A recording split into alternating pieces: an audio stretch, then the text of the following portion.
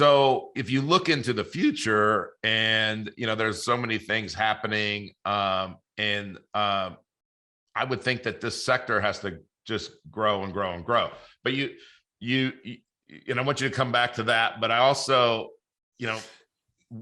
let's talk about these emerging markets, because I understand what you're saying, because I have several companies in the Bitcoin space, primarily in Bitcoin mining, and that's kind of an emerging market. And sometimes there are weeks, months that are scary, because it's like, hey, here's where I think Bitcoin is going. Now, I know this is different than plant-based, because I think there's a chance Bitcoin is going to become a dominant currency in the world, but I know that it's going to have a certain market share.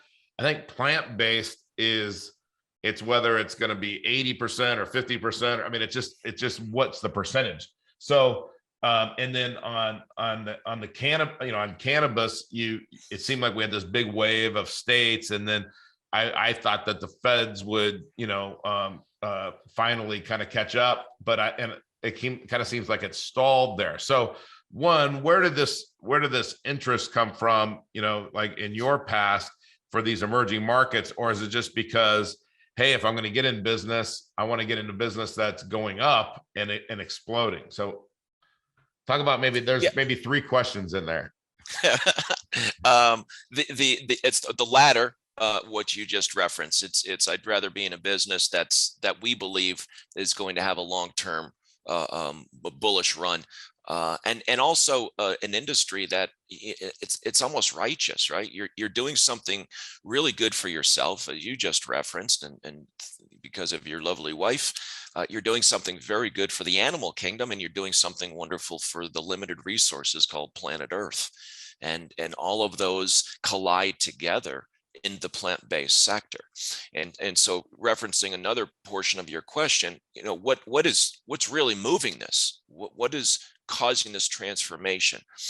And I see it as the younger generation, the millennials, the Gen X, the Gen Ys, the Gen Zs.